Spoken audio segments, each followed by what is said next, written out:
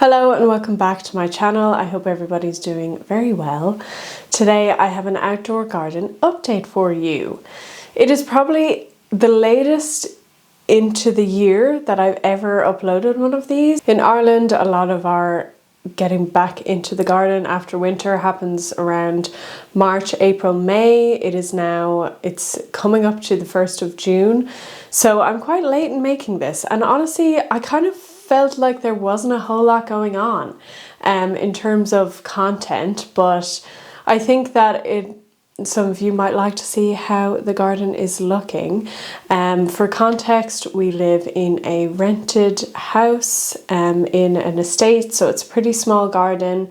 I will include some clips of what it looked like when we first moved in last year. So we moved in last January, so we've been here for about a year and a half. So I've kind of had one season of gardening in this garden, and I've changed a couple of things. I think the main update is that I finished painting the fence, which I started last year and took almost a year for me to complete. It was just one of those projects that you just never really finish. Either the weather wasn't on my side, I didn't have enough time off. It was just a whole thing, but I finally finished the back garden section. I still have to paint it a little bit in the front, but I won't show you that. So the fence is finished. A lot of that this year so far I was just really focused on getting that done. So I'm really happy with how it looks and how it turned out. I think it's so much better than what it was before. Then I was essentially just sowing loads of seeds of different things that I wanted. A lot of herbs, to be honest. And I do want to kind of go into how I've kind of approached gardening this year and things that may have changed over the last 2 years as well, being in this particular garden. There's also a campaign here in Ireland that you may have seen on my Instagram or TikTok if you follow me there.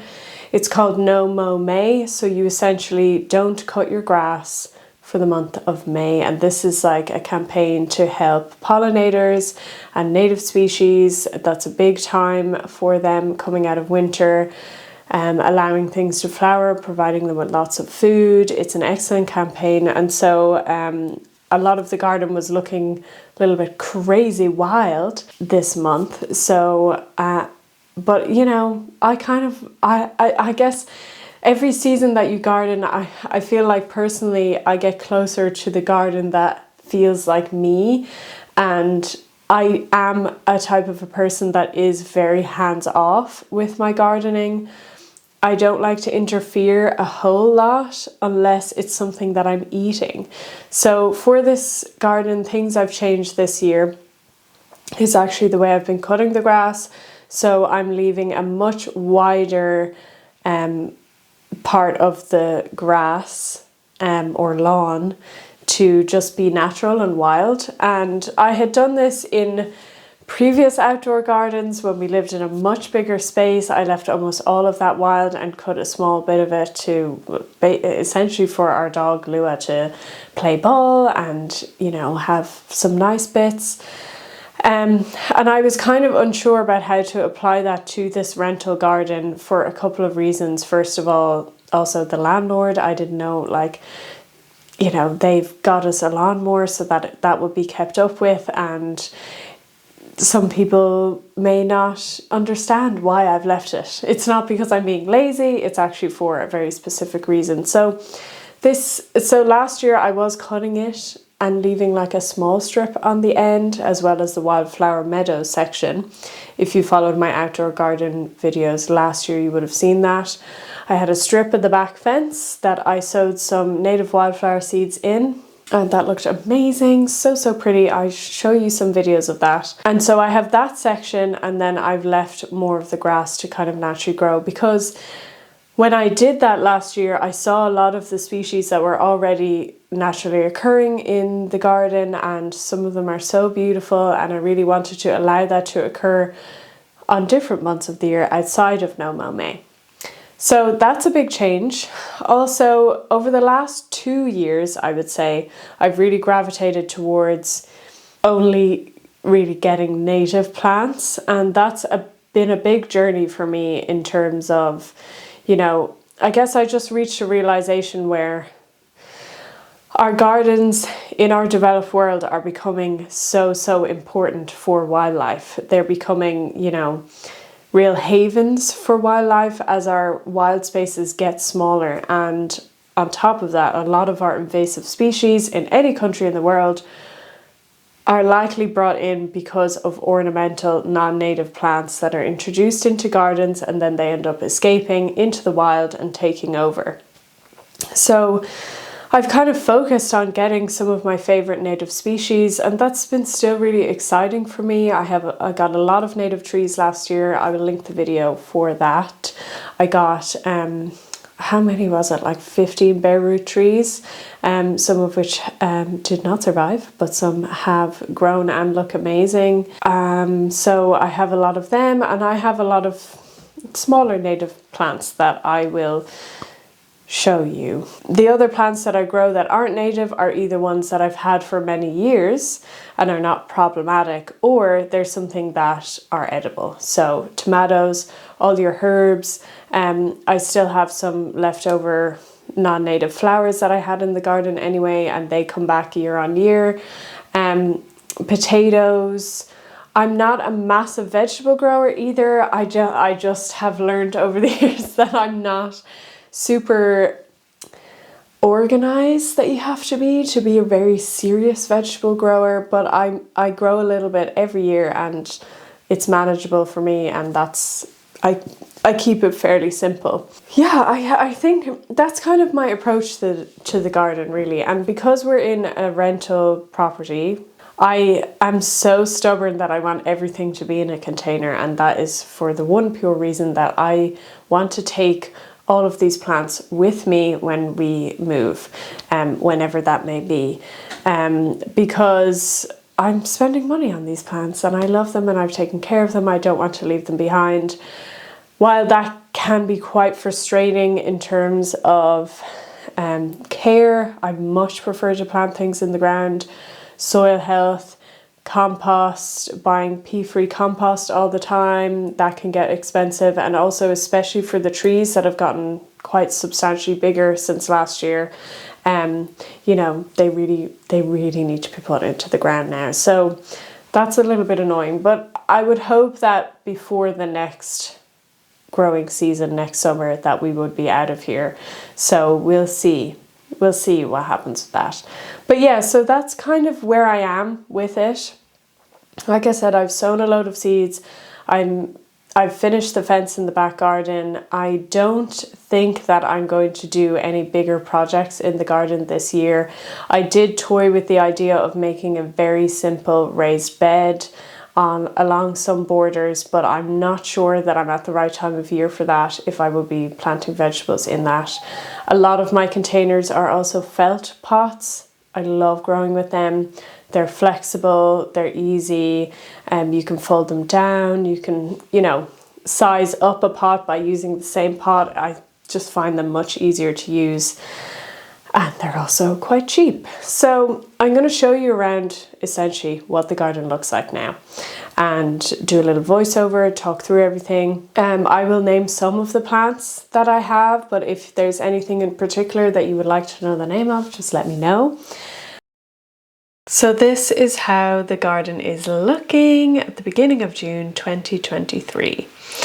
On the left, as you come in the door, is essentially where I have all of my kind of edibles that I need close to me. So I have salad seedlings, I have mint, chives, rosemary, parsley. I have any seeds that I've just sown. I keep them here. I need to get a shelf for this area to organize everything because it is probably the messiest part of the garden right now. We have nasturtium, more parsley, and then you can see now the kind of strip that I have left with some grasses and wildflowers, and then the wildflower section at the back as well. There's Lua eating a ball. I have more wildflowers growing there, as well as my strawberries, which are just coming in now, and the leaves look nice and healthy. I have tomatoes growing. One of them I broke, unfortunately. We have lavender. I'm trying to have a good mix of kind of flowers near my vegetables and things like that. On the table here we've 2 dahlias that I got recently, primrose which has gone to seed, 2 blueberry plants. And I also want to show you some seeds I planted in this pot last year of this Irish wildflower species called yellow rattle, which is actually parasitic to grass, which is very cool, and an elder tree. And then over here we have beautiful foxgloves, one of my favorite native wildflower species here in Ireland. I have a tattoo of this. I love it so very much. Called foxgloves because they can be worn like gloves, I guess, on the top of your fingers. Really beautiful, amazing flowers, loved by pollinators. We have a native tree there. I can't remember the name of that.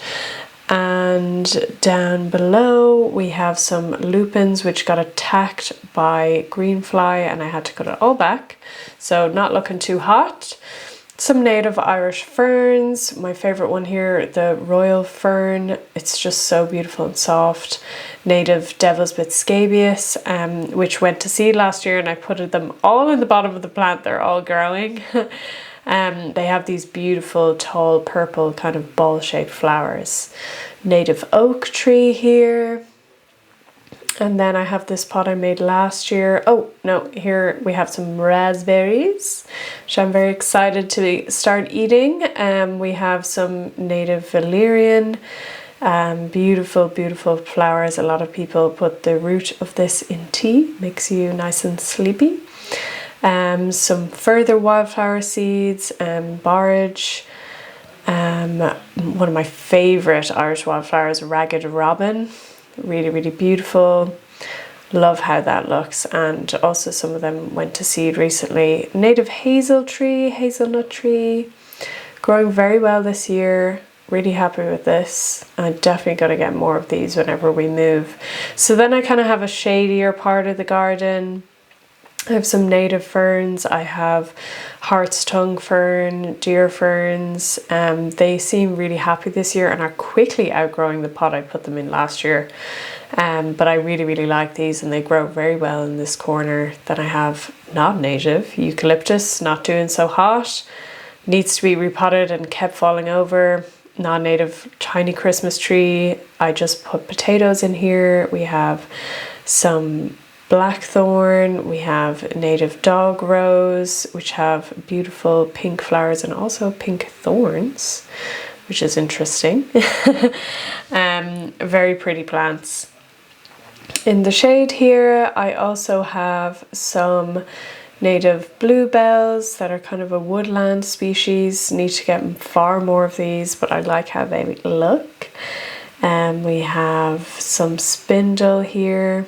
Oh, there's the grass again, how it's looking. Some of it's brown because those were the areas that were really, really long. It needs to grow back.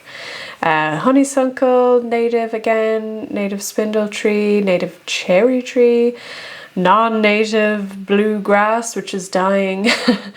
And I'm just letting that happen. Then my wildflower area looks very, very different than it did last year. I have some native oxeye daisies.